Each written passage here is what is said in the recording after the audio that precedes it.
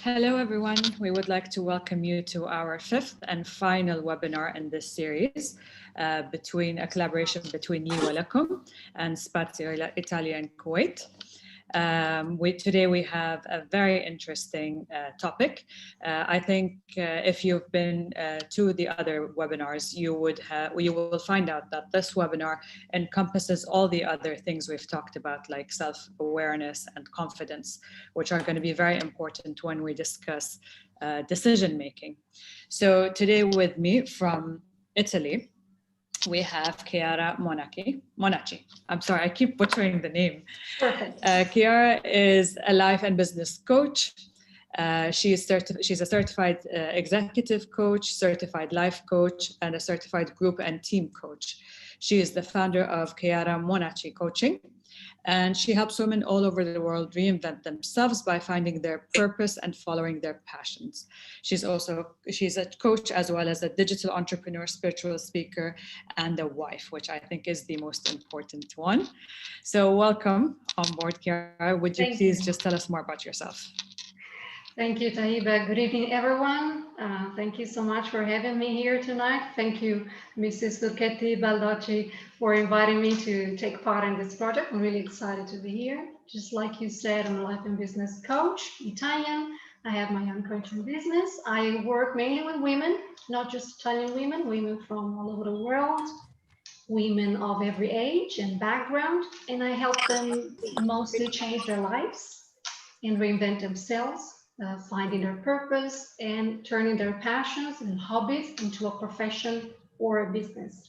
This is mainly the work I do. So this decision making is definitely something I deal with on a daily basis, because when you want to change your life, you are going to have to make many decisions.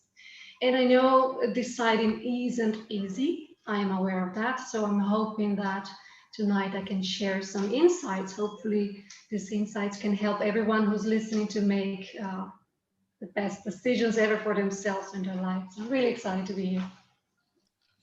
And we're looking forward to hearing more. And from Kuwait, we have with us Khulud Al-Harami. Khulud is a neuro-linguistic programming coach and practitioner. She is a timeline therapy practitioner. She has a weekly segment on Kuwait local TV. And she mostly discusses matters that concern mothers and balancing between their work and raising their kids. Khulud is very passionate about her work. You can see it also on her social media. Khulud, welcome to this webinar today. Thank you so much, Taiba. Thank you very much. It's an honor to be part of this webinar, to be very honest.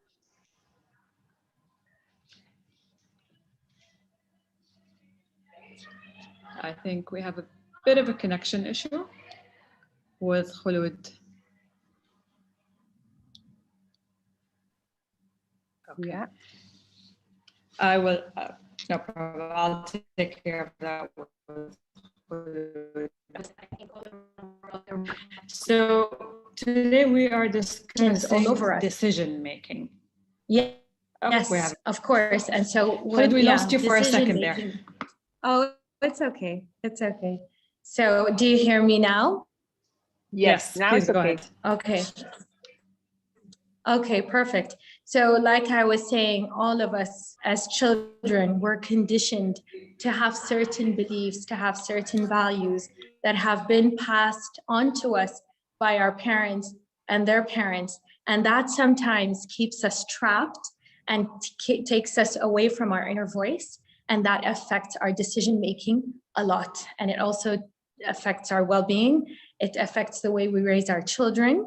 And it's very, very freeing when you are able to reprogram these beliefs. Some of them are very limiting beliefs. So reprogramming them through neural connections, repetition, language, and then you create a whole set of new beliefs and values for yourself and a whole different lifestyle. Excellent. Looking forward to hearing more about that. So starting off, Chiara, why is decision making important for us in general, and then specifically for women? Well, decision making is important because life is about decisions. You cannot go through your life without making decisions. Every day, I think, each day, from the moment we get up till the moment we go to sleep, we are making decisions. Whether we are aware of it or not, we are making decisions, from choosing what to eat to choosing where to go, what to do, what to say or not to say. So it's important to learn how to make decisions that will make us happy, that will make us feel fulfilled in our life. Decisions will determine our lifestyle. What we decide to do or not to do will determine a chain of events, and it will determine our life. So it is important to cultivate self-awareness or emotional intelligence, since this is what we're talking about, so that we can make the best decisions for ourselves. Because only when we are aware of ourselves, only when we truly know our values, we can make good decisions for ourselves. If we know what makes us happy, what we need to feel fulfilled, what is important to us, then we can choose the right things that we want in our life. If we don't know what our values, what our core values are, we risk on making the wrong decisions for ourselves. And the core values are different for everyone, of course. But once you get to know yourself and you know what matters to you in life, what your core values are, you know what is right for you. You know when to say yes to something or no to something. Say your core value is freedom. You know when you are being proposed something, I don't know, a job, a promotion, a project, you know that if that affects your freedom, that is not the right call for you. Or if your value is family, spending time, having the chance to spend time with your family, taking care of your family, you know that whatever decision brings the lack of time, that prevents you from being with your family, that is not the right decision for you. So it's decision making is super important. We build our life decision after decision after decision. So it's so important to cultivate our self-awareness, our emotional intelligence. Emotional intelligence is at the base of a good decision, a decision that will keep us happy. If not forever, hopefully. Well, if we are deciding who to marry, maybe we want this decision to be, you know, the right one forever. But in general, a decision that will keep us happy for a little bit so that we can enjoy our life. So it's super important. Yeah, Khulud, I want to focus on that maybe more because here in the GCC, let's say culturally, as women, we are not given as much opportunities to make our own decisions. Even later on when we are adults, usually there's someone else making those decisions for us. So today, that obviously proposes a lot of problems.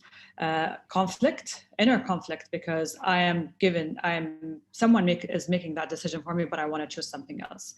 How is that more important here than ever? Thank you for that question. So having grown up in London and raised in London, and then moving back to Kuwait, I saw such a big difference between the well-being of a lot of the kids in London versus the kids in Kuwait. When I say kids, I don't mean kids, I mean teenagers, young adults. So just like I mentioned, in every part of the world, you are born and there's already a lot of expectations attached to you. There are religious expectations, cultural expectations, family expectations. Like you mentioned, Leyba, in the GCC, it's extended family expectations. It's even the tribal expectations. So there's a lot of expectations. So if this is the human, there is many layers on top of this human being. Whereas, and because in the GCC, we're such a small, tight-knit group of people, so a lot of us already know each other. We know each other's families. You're very much scrutinized. And there's a lot of eyes looking at you. There's a lot of, I don't want to say judgment, but there is a little bit of judgment as well. And it's as if because we're such a small society and we all know each other relatively speaking, it's as if we were raised to not even be able to make a mistake. And being able to make mistakes is the basis of good decision making. To be able to make good decisions, you need to be very comfortable in making mistakes so that you learn what works and what doesn't. And I very much saw the difference growing up in London, the children there and the young adults there, the teenagers there, it's okay to make a mistake. In fact, you're encouraged to make a mistake. And the idea of it's okay, let's learn from that mistake. We all make mistakes, it's all right. Well, how can we make it better? How can we help you? How can we support you? Whereas here in the GCC, you cannot afford to make a mistake because everybody's looking at you. And that one little mistake, all of a sudden, everybody knows about it. And so it really does. I mean, even me having to adapt to that was very, very difficult until I realized that I don't want to adapt to that. And instead, I'd like to very much be myself. And every single year, I try my best to keep deleting layer after layer. And I received a lot of pushback. But you have to do this in order to even be able, as a mother, to support my daughter for a better future for her. So I also tell her, make mistakes. So what if you make mistakes? So it's our duty to be that change so that our children can also be confident enough to be that change for everybody else. Interesting, the comparison that you made. And that brings me to the question of, at what age are we supposed to make those decisions or make decisions for ourselves? When is too young? And if we are talking about trial and error in this scenario, is the focus supposed to be on smaller things when we are younger in age? Or are we supposed to make big decisions? Because think about it, in high school, you're supposed to make a decision about your career. What are you going to study? Is that too soon for someone to make a decision? What do you think, Chiara? You're shaking your head. Yeah, no, I totally agree. I'm actually nodding away. I was nodding away at what Khulud was saying. I so agree with what she was saying. I feel it. I know, and she's absolutely right. I think there is a lot of pressure on all of us to make the right decisions. I think sometimes we are called to make important decisions when we are far too young to know what is right for us, to know what we want. I confess I'm a huge fan of changing your mind. I am. I think we should know and take into consideration the fact that it's impossible to make a decision that will keep us happy forever. I know that's maybe the aim for big things in life, but it's a lot of pressure on us. It's too much pressure to think, oh, I have to get this right. Everything when I'm about 20 or 18, I have to decide everything, what I want to do with my future, who I want to spend my life with, do I want children or not, how many children, where do I want to live? You can't have all the answers when you're that young, and thinking that you have to make the right decisions in that moment and stick to those decisions for the rest of your life, I think it's just unattainable.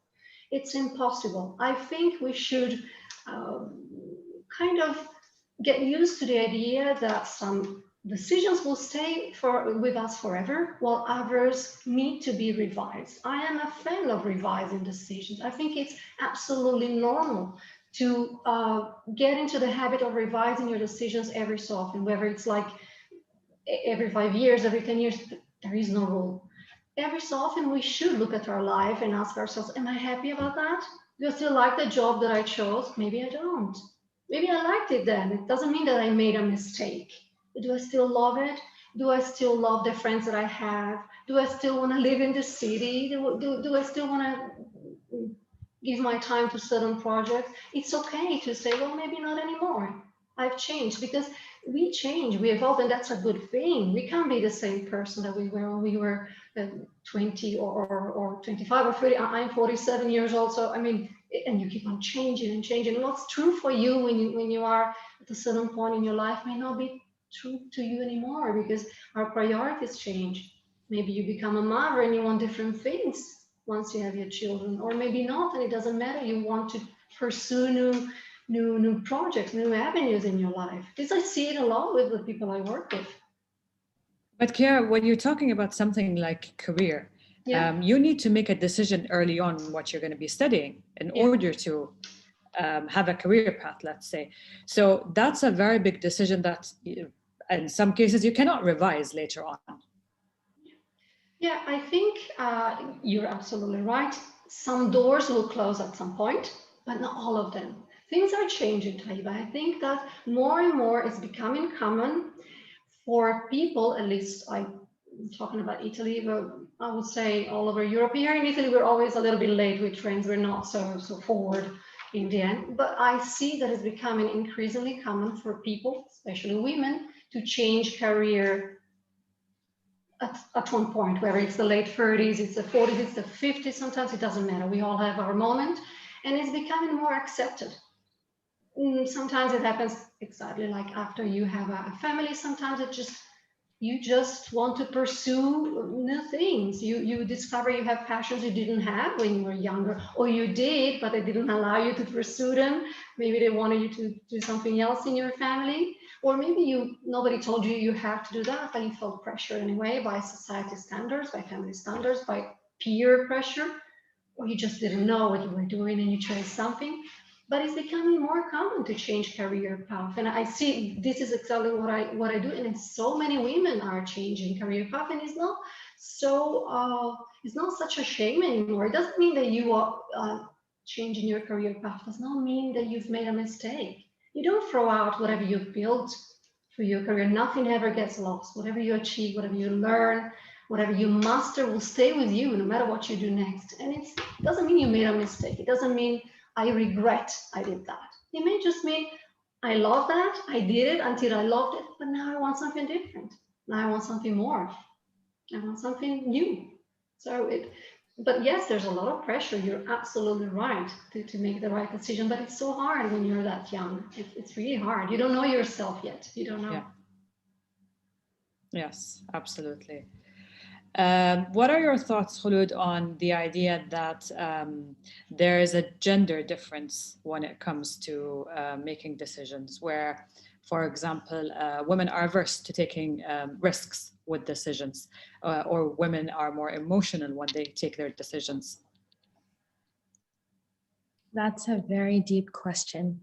So if you ask me, and through the line of my work and through having worked with different genders, so males and females from different parts of the world, I don't see that gender, honestly, is what affects your ability to make decisions.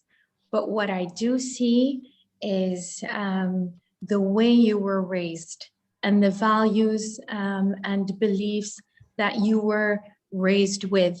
So for example, as a mother today of a 10-year-old, since she was a little girl, I've always allowed her to make her own decisions, even when it comes to choosing what she's going to wear. So I would put a few different outfits and I say, Jude, what would you like to wear?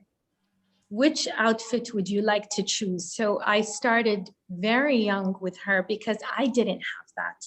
I, growing up, having an older sister who was a very strong character, and being one of the younger siblings, I made no decisions for myself, literally none. I was just someone who was there, but not alive. And like Chiara said, not aware and not conscious.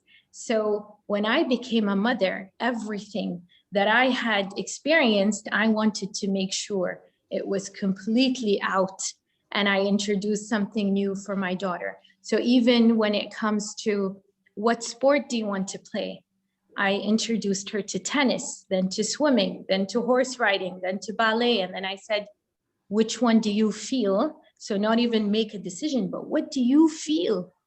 What feels right with you? Where do you feel you're flying? In which sports? And she chose ballet and dance. So I started with her very young. So I don't believe it is a gender. The gender is what affects your ability to make decisions as much as it is how you were raised. And also with what Chiara said, which I fully support, is that nothing in this world is stagnant. Everything is always moving. The earth is moving, the sun is moving, the moon is moving, the flowers are blossoming. We are all constantly changing. And if you haven't changed in a year or since maybe a year and a half ago, since Corona, if there has been no changes, then that's not good news. I mean, in the hospital, in the machine, a straight line is a sign of death. So you need to constantly be changing yourself, reviewing yourself, reevaluating yourself. But also, yes, Taiba, in this part of in the GCC, as much as the women, mashallah, in Kuwait, in the GCC, are really trying their best to push. They're really pushing, and they're really reaching some wonderful positions. And a lot of them, they're not waiting for someone to support them. They're entrepreneurs. They are trying their best. You're absolutely right. However, it's again, those expectations. It's those, if she does become an entrepreneur, if she does push those barriers, society still looks at her as, oh, she's intimidating, because we're always expected to be the quiet, submissive, obedient, not causing any problems, not saying something different, because anything different and anything new is always scary. And this time coming from a woman, this is, so you have to really have a lot of thick skin, and you have to have family members that support you. You have to have a support system. So even if it's not, let's say, family, you have to have a good, strong group of friends that will keep you upright when everybody is pushing you back to what they're used to. Chiara, I'd love to know your thoughts about that. I couldn't agree more with what Ruth is saying. I'm nodding away. Again, yes. And I love the fact that she said that it's the upbringing that makes a greater impact rather than the gender. I agree with her. Our upbringing is really important in how we see ourselves and how we think we are allowed to make certain decisions, take certain steps. And I can absolutely relate to her experience. I'm the third child. I'm the youngest of three. And I know that, yeah, I remember not actually being given the chance to make decisions. I was born in the 70s, grew up in the early 80s. So in Italy, well, it's not like little girls were given so many opportunities. You were told, well, you're gonna, even like sports, yes, you're gonna go to the swimming pool. I did ballet, I hated ballet. I was told, that's what you're gonna do. Today you're going to take a ballet class. Okay, I just went. I just did things because, this is what it just was like that. I'm not criticizing the way of life, but it simply was that way. We weren't asked for our opinion. We weren't told, do you like this? What do you want for yourself? What do you want to do? We weren't asked that. So when you grow up, you may not even be used to the fact that actually you can make your own decisions and you shouldn't be afraid of it. I am a decisive person by nature. I know I am. I'm not afraid to make my bold decisions, but I know that I had to sometimes struggle to say, no, I want this. I'm going to do it anyway, even if nobody supports me. And I understand what Hulu said, you got to have thick skin. Because sometimes nobody supports you, and you may be unpopular when you make a decision. Coming from a woman, if you put your foot down and you say, no, actually, I don't agree with this, I totally relate. Even in Italy, women are often required to be kinder than men, more accommodating, more agreeable.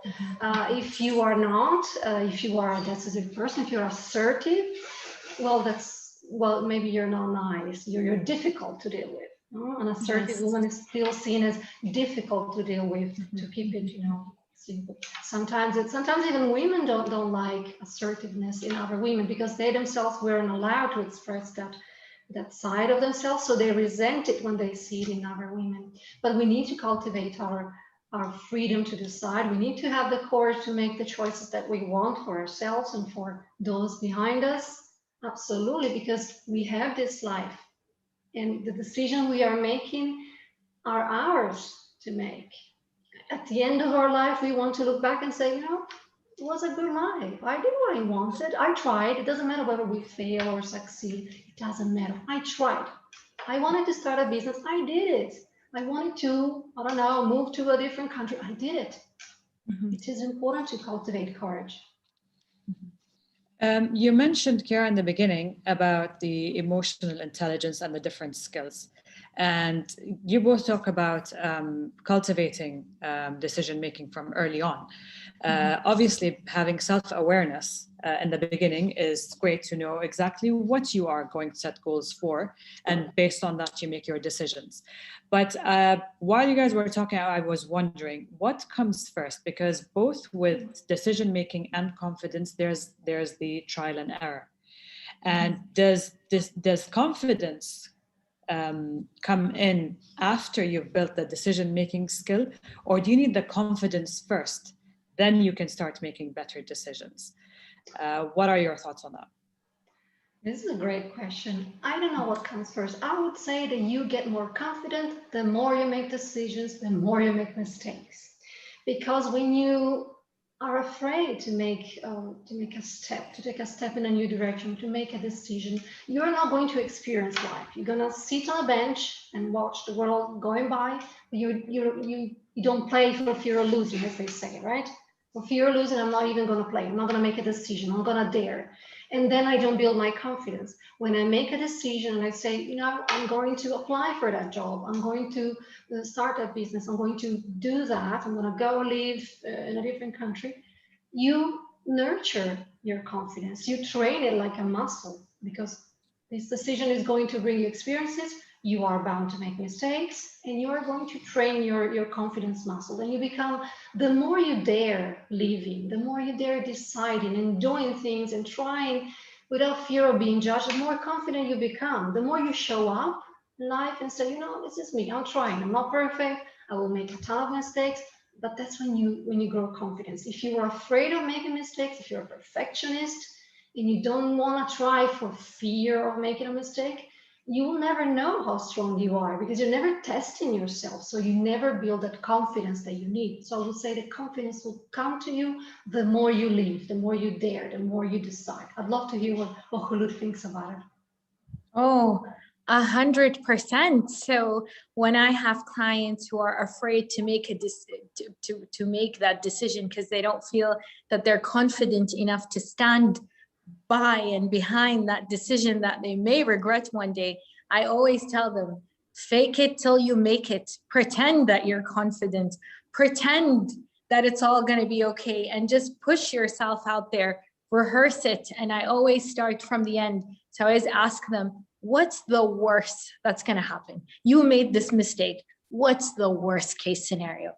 And they always realize that the thoughts are way made up a whole story that doesn't even exist. And so for the longest time, there is no reality behind those thoughts. It's just thoughts that they've been used to hearing and having since childhood. So for example,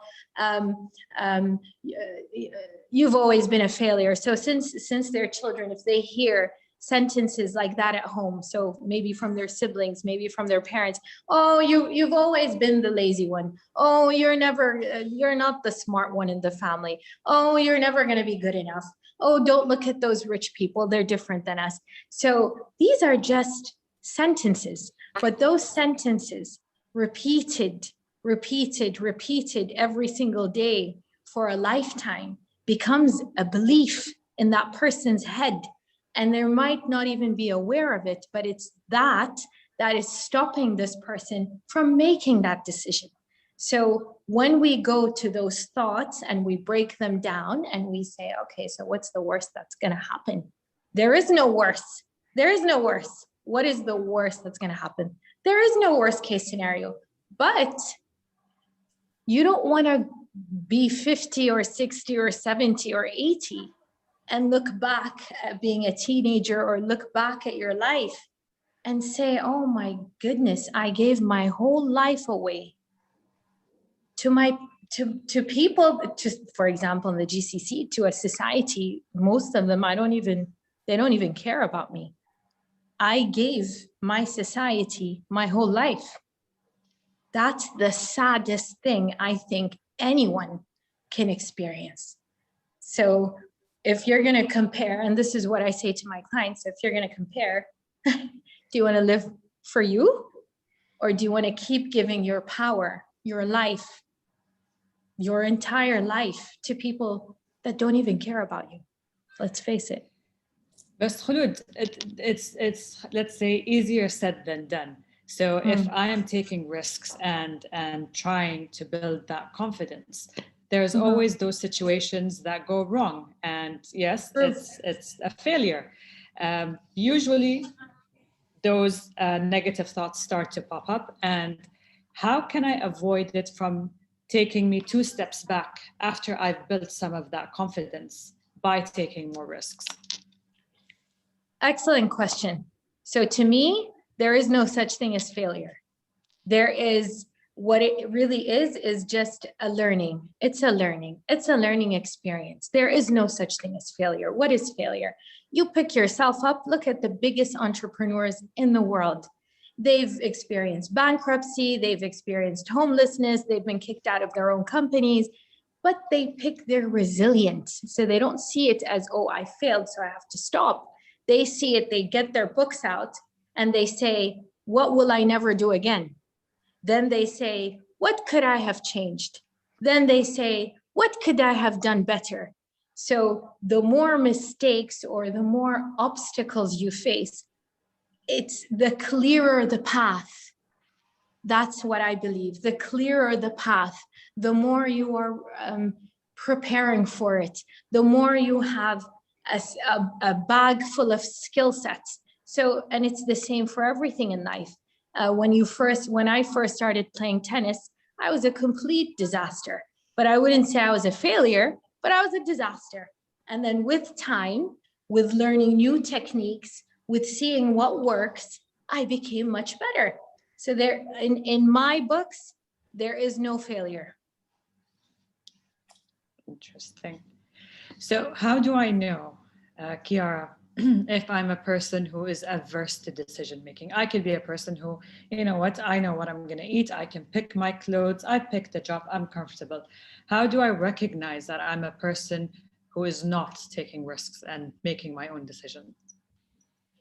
Well, if you are living a life that makes you happy, you have made the right decisions. But at one point, maybe some kind of unhappiness or restlessness may arise in you. And then you know that maybe you haven't been making decisions for quite some time. I know we're all different.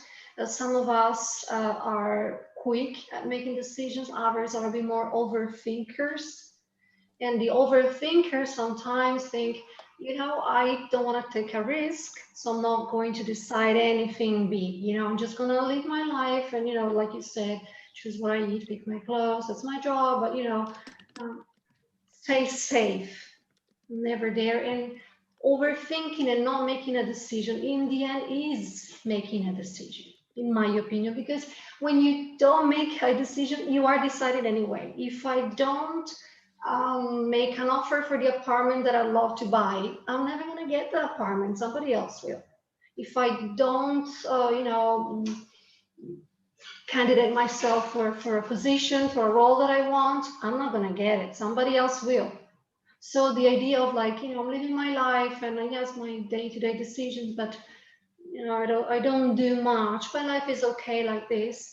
It's just an illusion of safety or happiness. I know we crave safety. I know we want to feel safe, but that safety is an illusion because every decision you don't make, you are making anyway. I don't decide to move. I'm deciding to stay here. If you're okay with it, that's okay.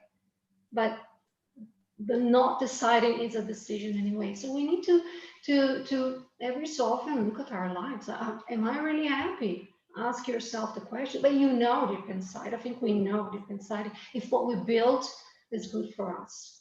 And I know it's not easy to make decisions, especially the most daring ones, like the ones that require us to change. I know it's not easy. In fact, it's hard to do it on your own.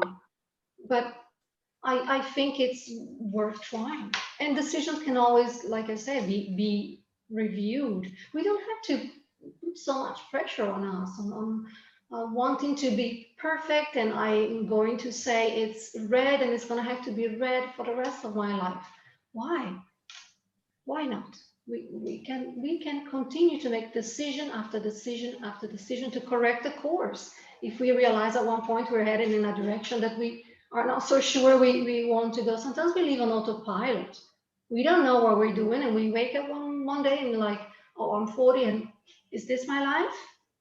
When did I decide that? Or who decided that? Me? I did that? Oh, okay. I wasn't even paying attention. I just, reach one milestone after the other, because that's how we lead. We sometimes we're even too busy to stop and say, what am I doing? What am I building? Because we're busy. We're busy working. We're busy with family. We're busy with so many commitments and distractions, outside distractions that take us away from looking inside and say, well, okay, what am I doing with myself? What am I doing with my life? It's hard to make decisions, but we can learn. We can learn. Some people actually decide too quickly. Others take longer time. We're all different.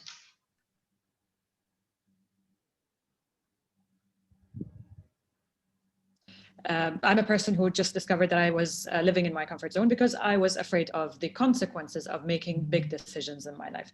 And now if I decided that I want to become a person who tries more things, where do I start? How do I think about those important decisions that I have to make?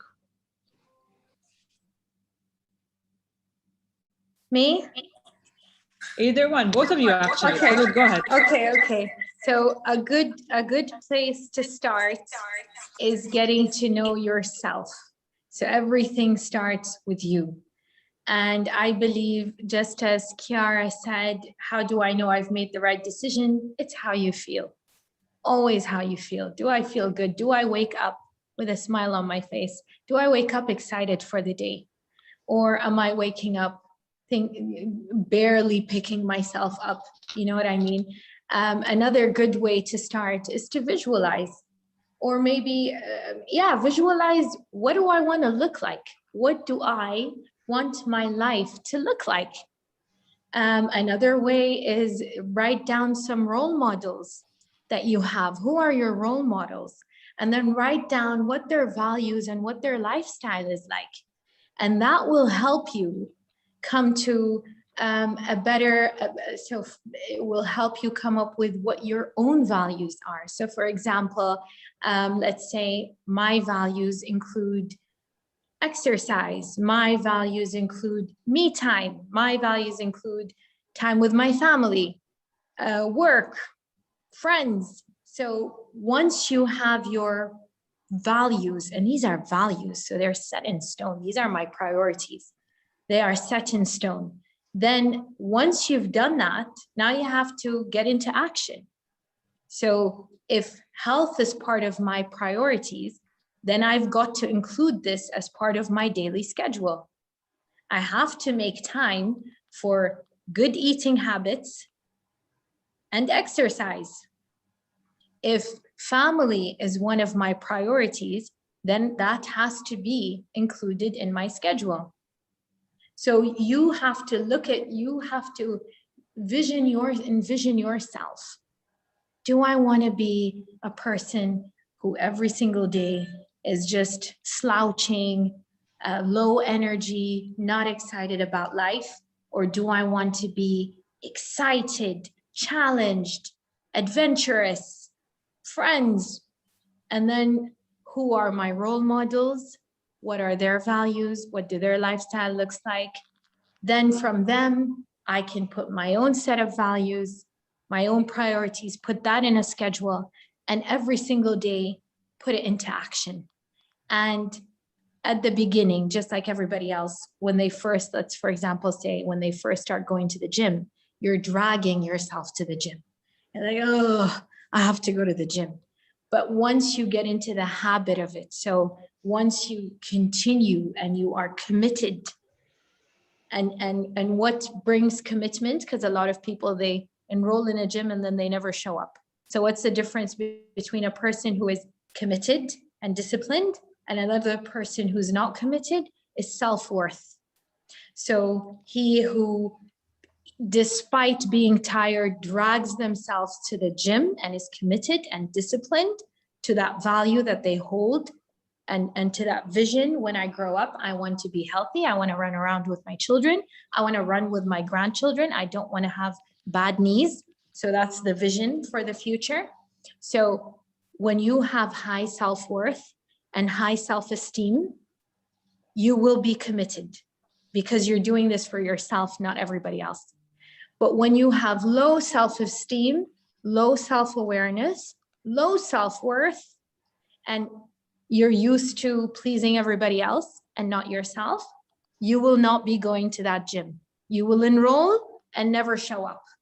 So it's self-awareness. Do I love myself enough to eat brown rice? Do I love myself enough to go and lift those weights? You have to ask you, and that's what being,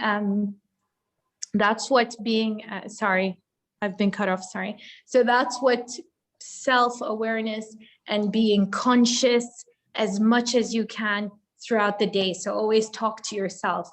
If I love myself, would I eat pizza every day? We'd love to, right? I'd love to. But because I love myself and I value health, I will not. I hope that answers the question. That was, but I don't think that was a good answer for so many Italians here. Well, we love pizza. We do love pizza. Who doesn't? Chiara, what are your tips? Well, I think one of the best ways to make good decisions is to try and also use your intuition. I think we are, as women, we are highly intuitive beings, and our intuition is a superpower, and we should learn how to use it to make good decisions for ourselves. We shouldn't be afraid to use our intuition. We shouldn't be afraid to look irrational because we use our intuition. I think intuition is important when we need to decide what's best for us, what's going to make me happy. Should I take that job or not? Should I go to the party with that person? Should I hire that person?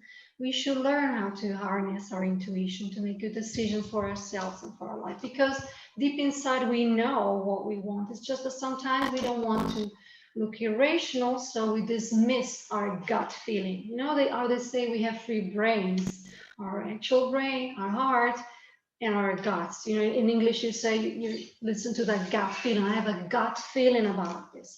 But we should learn to harness intuition. It's like seeing in a room without having to open the door. It's like knowing things without having the information. We know deep inside what's the right way to go. If a decision is right for us, should I go into that direction? And we should definitely listen to our intuition when we make a decision, using all three brains. That helps making a good decision.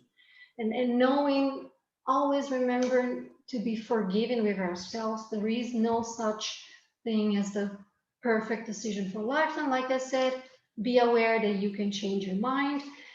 And cultivate your self-awareness.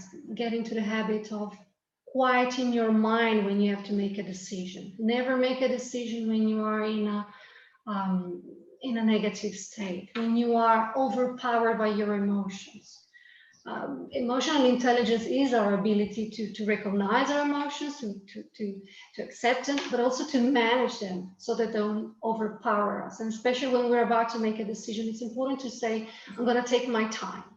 I'm going to take my time and calm down and make a decision from a calm, empowered place rather than a angry or over emotional or sad or frustrated place. And that's when you make bad decisions, when your emotions are all over the place. So we should cultivate our emotional intelligence and learn how to manage our emotions so we can make good decisions, not decisions that are like, I'm just going to do this out of revenge, out of spite for someone, or because I'm just afraid now, so I'm deciding to do this because I'm scared, I'm nervous, and so I have to do something.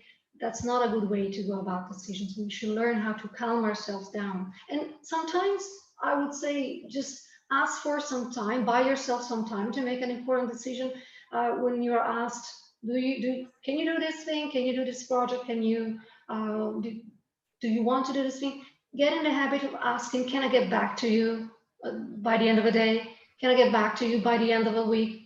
And negotiate a deadline. People want us to decide quickly sometimes, and we don't have time to maybe to think about it and to look at all the aspects of the decision. Well, we need to be able to visualize the outcome of the decision, know what this decision is going to bring in our life to make sure that it's the right decision for us.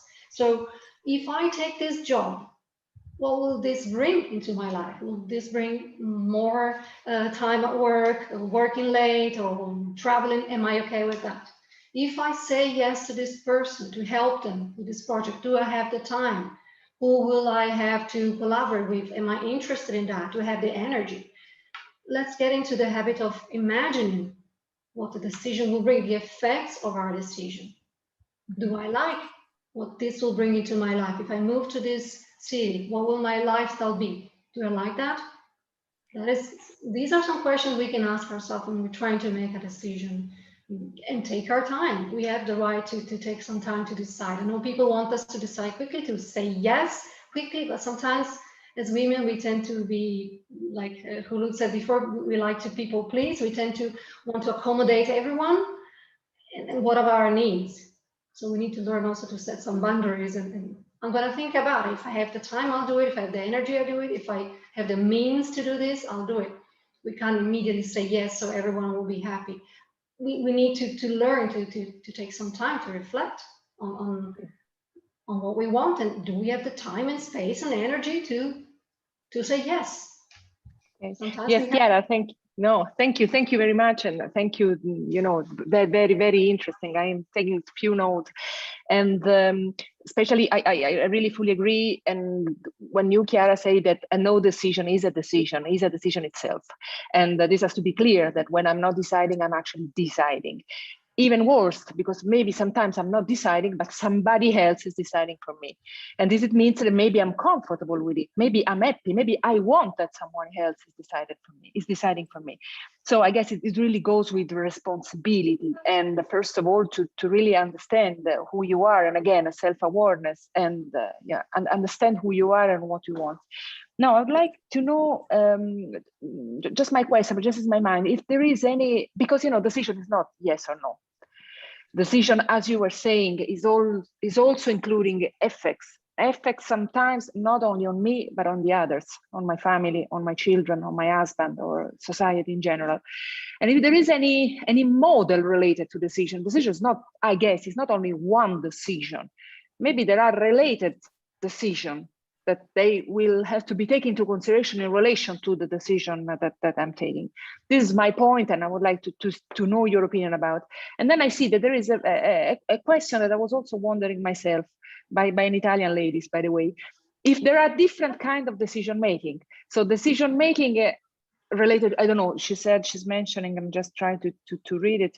She's talking about, for example, between personal or professional decision making. If it's the same, she wants to know if the process of making decision is the same.